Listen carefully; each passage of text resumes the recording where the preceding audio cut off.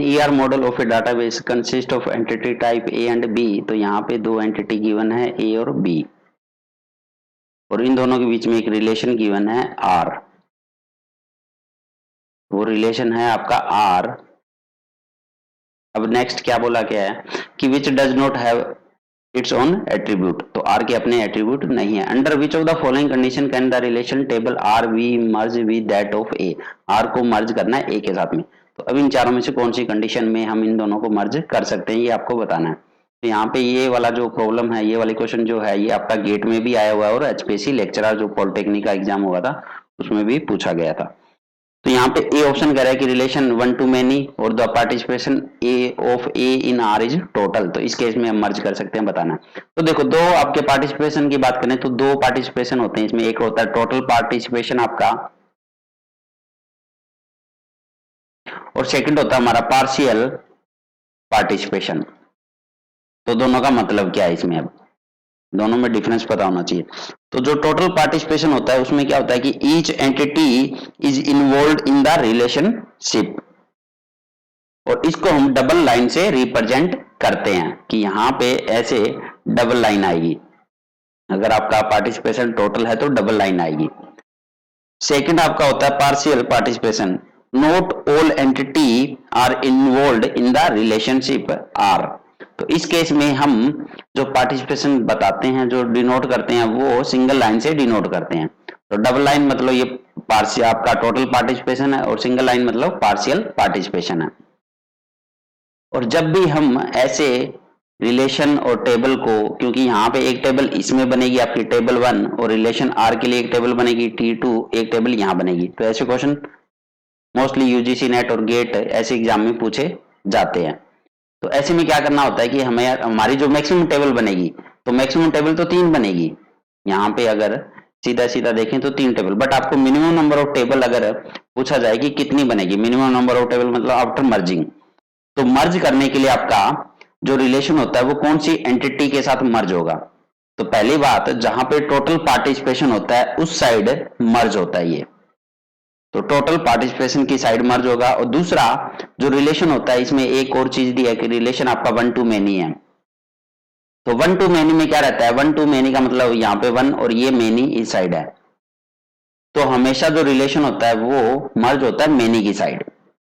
ठीक है, तो रिलेशन तो बी एंटिटी के साथ में मर्ज होगा। तो दो चीज है, ये दोनों चीज आपको चेक करनी है, आपको आंसर मिल जाएगा। तो चलो इसको चेक करते हैं। तो पहला कह रहा है कि रिलेशन है वन टू मेनी रहा, ये हमारा वन टू मेनी हो गया। और पार्टिसिपेशन ए की साइड आपका टोटल है, बट इसमें मेनी की साइड मर्ज होगा, पार्टिसिपेशन आपका टोटल इधर है। तो ये तो पॉसिबल ही नहीं है ना, ऐसे केस में तो मर्ज होगा ही नहीं। तो आपका ए तो आंसर नहीं होगा। चलो बी की बात करते हैं। अगर बी को चेक करोगे, the relation is one two many, फिर से वन टू मेनी है, और जो पार्टिसिपेशन है वो पार्शियल है। तो पार्शियल वाले में तो वैसे ही पॉसिबल नहीं है, ये भी गलत हो गया भाई। वैसे भी वन टू मेनी था, तो मेनी आपका इस साइड है। ठीक है, और पार्शियल है तो पार्शियल में तो होगा ही नहीं। तो ये इधर वाला पार्शियल है, तो यहाँ पे गलत, आपका गलत हो गया ये। सी वाला देखते हैं, relation R is many to one. अब आपका मेनी टू वन है, मतलब इधर मेनी है और इधर वन है। And the participation of A in are is total, और ये पार्टिसिपेशन आपका टोटल है। तो टोटल भी है और इस साइड मेनी भी है। तो अब इसमें हम इन दोनों को मर्ज कर सकते हैं। तो इन दोनों की एक टेबल बन जाएगी। अब T1 T2 को मर्ज करके हमने T1 2 बना दिया, ये इस वाले केस में मर्ज हो जाएगी। तो इस केस में अब टेबल एक T1 2 बनी और एक T3। तो आपकी मिनिमम नंबर ऑफ टेबल कितनी बन सकती है इस वाले केस में, 2। ये भी एक और प्रॉब्लम यहाँ पे आपके सामने आ गई कि अगर मिनिमम नंबर ऑफ टेबल पूछी जाए तो कितनी आएगी, 2 आएगी। तो ये सी वाला आपका जो आंसर है वो पॉसिबल है इस केस में। सी वाली कंडीशन में आपका ये मर्ज हो सकता है। अब डी अगर चेक करोगे तो मेन्यू टू 1 है, बट पार्टिसिपेशन आपका पार्शियल दे दिया। तो पार्शियल में तो ये मर्ज ही नहीं होगा ना, इसलिए इसका आंसर क्या हो जाएगा, सी।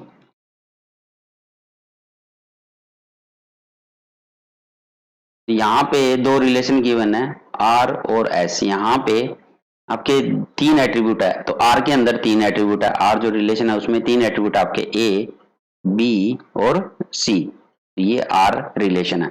और एक एस रिलेशन है जहां पे फिर से 3 एट्रीब्यूट है, बी, डी और ई।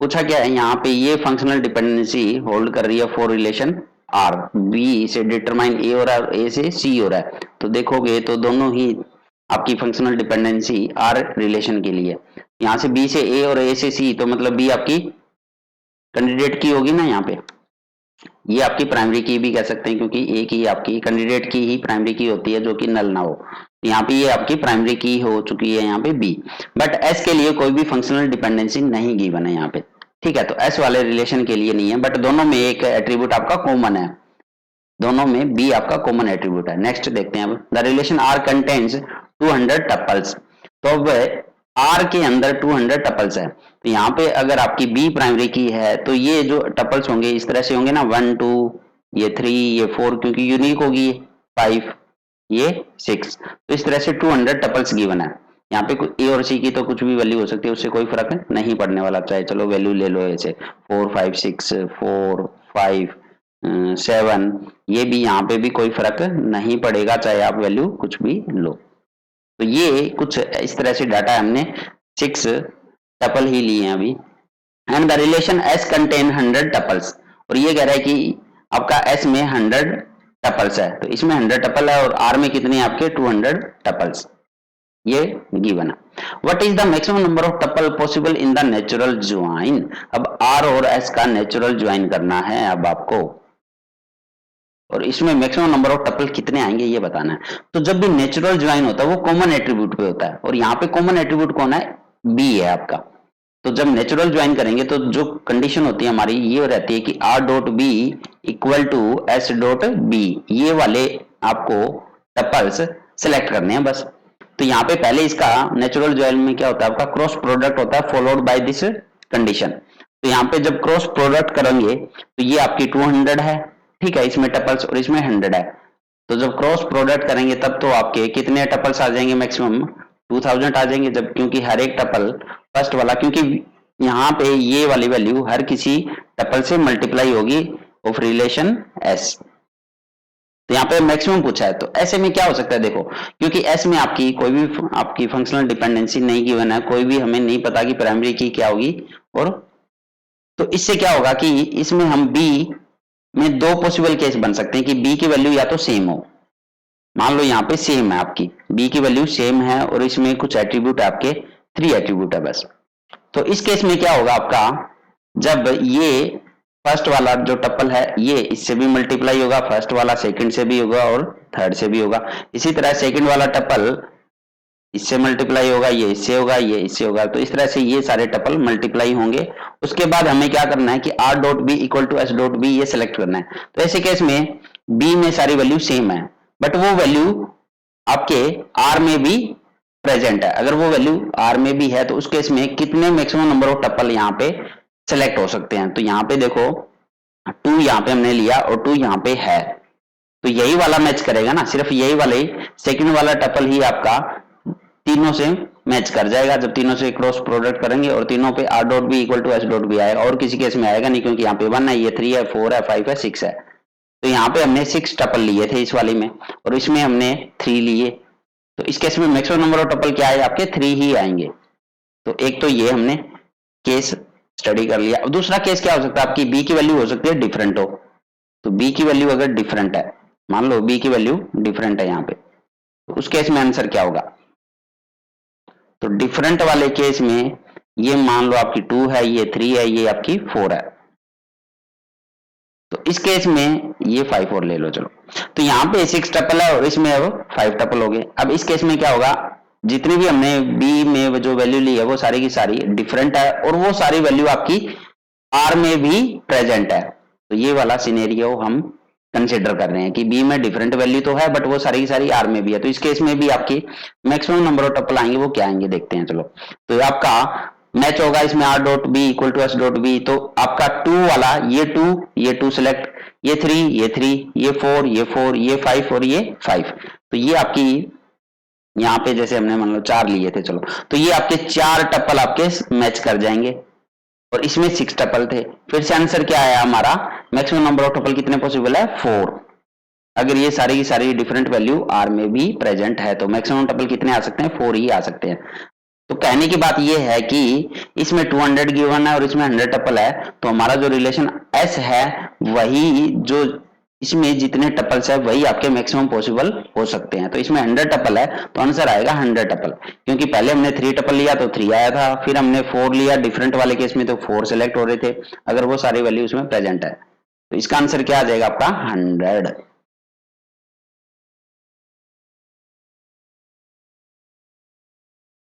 Next read the query carefully, select employ name from department where department name like computer science. तो यहाँ पे blank space है। In the above given query, which of the following can be placed in the query blank portion to select department name that also contains computer science as its ending string। तो अब आपको जो last में department के name के last में computer science आता है वो क्यूरी आपको सेलेक्ट करनी है इसमें। तो जिन जिन डिपार्टमेंट नेम के लास्ट में कंप्यूटर साइंस आएगा तो ऐसे में कौन सा ऑपरेटर इसमें यूज करेंगे। तो इसमें 2 वाइल्ड कार्ड होते हैं, आपको पता हो कि लाइक ऑपरेटर के साथ में स्ट्रिंग मैचिंग जब करते हैं तो 2 वाइल्ड कार्ड यूज होते हैं। यहाँ पे एक होता है अंडरस्कोर, एक होता है परसेंटेज। तो अंडरस्कोर का मतलब होता है सिंगल कैरेक्टर, ये सिंगल कैरेक्टर ही लेगा, और आपका परसेंटेज का मतलब होता है मल्टीपल कैरेक्टर्स। मल्टीपल कैरेक्टर में आपके 0 भी हो सकते हैं, 1 भी हो सकते हैं, 2 भी और मोर देन 2 भी। तो यहाँ पे कंप्यूटर साइंस से पहले यहाँ पे अब कोई फिक्स थोड़ी ना कि आपका सिंगल कैरेक्टर ही आएगा, बस लास्ट में बोला इसने कि जो एंड होना चाहिए वो कंप्यूटर साइंस होना चाहिए, बट स्टार्टिंग आपकी कितनी भी कैरेक्टर से हो सकती है, कोई स्पेसिफाई नहीं किया है। तो यहाँ पे आपका इन दोनों में से ही एक आंसर आएगा। तो यहाँ पे मल्टीपल कैरेक्टर आ सकते हैं, तो इसलिए आंसर क्या आ जाएगा आपका परसेंटेज। ये वाइल्ड कार्ड आंसर हो गया इसका।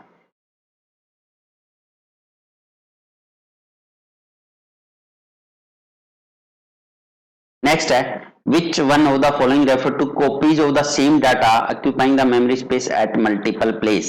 तो ये तो सिंपल सी डेफिनेशन होती है डाटा रिडंडेंसी की, जिसमें मल्टीपल कॉपीज क्रिएट हो जाती है सेम डाटा की एट मल्टीपल प्लेसेस। तो इसी को तो डाटा रिडंडेंसी बोला जाता है डीबीएमएस में। तो इसका आंसर हो गया 4th वाला। Which one of the following is a type of data manipulation command। तो डीएमएल कमांड बतानी है, क्रिएट, ऑल्टर, डिलीट या ऑल ऑफ द अबव। तो अगर हम यहाँ पे 2 कमांड होती है आपकी, एक डीडीएल कमांड, एक होती है डीएमएल। तो दोनों की एक बार देख लेते हैं कौन कौन सी होती है। डीडीएल में आती है आपकी क्रिएट कमांड, तो डाटा डेफिनेशन से रिलेटेड जो कमांड आती है। ऑल्टर भी इसी में आती है आपकी, और ड्रॉप भी इसी में आती है, और रीनेम भी आपकी इसी में आती है। तो डाटा डेफिनेशन से रिलेटेड कमांड। अब डाटा मैनिपुलेशन लैंग्वेज, तो इसमें कौन कौन सी आती है आपकी, सिलेक्ट आती है, और इंसर्ट, और आपकी अपडेट, और आपकी डिलीट। तो ये कमांड इसमें आती है। तो इसमें से देखो क्रिएट जो है वो आपकी डीडीएल है, ऑल्टर है वो भी आपकी डीडीएल है, डिलीट है वो आपकी डीएमएल कमांड है। तो इसका आंसर क्या हो जाएगा, डीएमएल बतानी है तो 3rd वाला हो जाएगा डिलीट। आंसर आ गया 3rd। नेक्स्ट है which of the following is a top down approach in which the entity higher level can be divided into 2 lower sub entities। तो हायर लेवल को हमें सब एंटिटीज में डिवाइड करना है, लोअर सब एंटिटीज में। तो टॉप डाउन अप्रोच बतानी है। तो यहाँ पे एग्रीगेशन, जनरलाइजेशन, स्पेशलाइजेशन। तो जब हम डीबीएमएस में टॉप डाउन अप्रोच की बात करते हैं तो वो आपका इसका आंसर आएगा स्पेशलाइजेशन। तो एक स्पेशलाइजेशन होता है और एक जनरलाइजेशन होता है। तो दोनों को थोड़ा सा मैं डिस्कस करके यहाँ बता देता हूँ आपको। जो स्पेशलाइजेशन होता है वो क्या होता है पहले तो ये, क्योंकि डेफिनेशन अगर आपको पता है तो ये आंसर इसका इजीली हो जाएगा। तो एक टाइप से ये टॉप डाउन अप्रोच होती है। ये कौन सी अप्रोच होती है हमारी, टॉप डाउन अप्रोच। तो इसमें क्या करते हैं, टॉप डाउन अप्रोच में एक पर्टिकुलर एंटिटी को डिवाइड करते हैं इनटू सब एंटिटीज, ठीक है, या एक हायर लेवल एंटिटीज को डिवाइड किया जाता है लोअर सब एंटिटीज में। तो एक टाइप से ये टॉप डाउन अप्रोच होती है, टॉप डाउन अप्रोच स्पेशलाइजेशन। और सेकंड होता है हमारा जनरलाइजेशन। तो इसमें क्या होता है, तो ये बिल्कुल अपोजिट होती है स्पेशलाइजेशन की, अपोजिट। अब इसमें क्या होगा अपोजिट में, फिर ये एक टाइप से अपोजिट का मतलब फिर बॉटम अप अप्रोच होगी।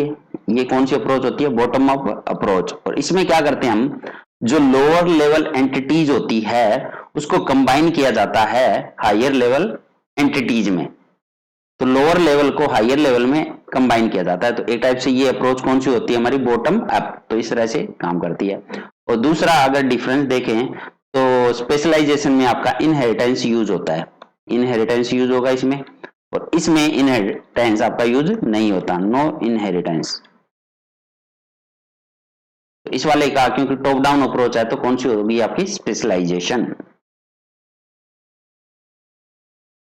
नेक्स्ट है in which one of the following the multiple lower entities are grouped together to form a single higher level entity. तो अब उसी का जो हमने डिस्कस किया है लास्ट वाले क्वेश्चन में वैसा ही क्वेश्चन है ये।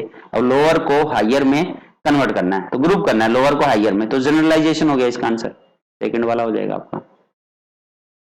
तो ये एक अप्रोच कौन सी होती है हमारी, bottom up approach. Which one of the following command is used to save any transaction permanently into the database? तो इसका जो आंसर होगा कमिट होता है हमारा। तो हम कुछ भी अगर डाटाबेस में अपनी ट्रांजेक्शन में कुछ भी अगर सेव करना चाहते हैं परमानेंटली, मतलब मान लो आपने कुछ अपडेट किया या कुछ भी चेंज किया उसमें, तो जब तक आप कमिट कमांड नहीं दोगे वो चेंज परमानेंटली नहीं होगा, क्योंकि आप उसको रोल बैक कर सकते हो वापस से, ठीक है उसमें। तो कमिट कमांड के बाद आप रोल बैक भी नहीं कर सकते हो। तो अगर परमानेंटली कुछ भी उसमें स्टोर करना चाहते हो जो भी आपने चेंजेस किए हैं, तो वो कब सेव होंगे उसमें, जब आप कमिट कमांड उसमें टाइप कर दोगे। तो ये एक टीसीएल कमांड होती है आपकी, कौन सी कैटेगरी में आती है, टीसीएल में। तो इसका आंसर हो जाएगा commit. Which one of the following command is used to restore the database to last committed state? तो इसका आंसर हो जाएगा रोल बैक। तो कई बार हम गलती से कुछ ट्रांजैक्शन वहां परफॉर्म कर देते हैं, ठीक है। तो अगर आप प्रीवियस स्टेट पे जाना चाह रहे हो तो आपको रोल बैक करना होगा, क्या करना पड़ेगा, रोल बैक। तो रिस्टोर कर देगा प्रीवियस कमिटेड स्टेट पे आपको, तो इसका आंसर हो जाएगा रोल बैक। तो ये भी एक टीसीएल कमांड की कैटेगरी में आती है, टीसीएल। नेक्स्ट है which of the following key is generally used to represent the relationship between the table. तो रिलेशनशिप डिनोट करना हो, रिप्रेजेंट करना हो बिटवीन टेबल्स, तो इसके लिए कौन सी की यूज करते हैं, फॉरेन की। ये सबको पता है, काफी अच्छा क्वेश्चन है ये पूछा जाता है मोस्टली हर बार। तो फॉरेन की आंसर आ जाएगा इसका।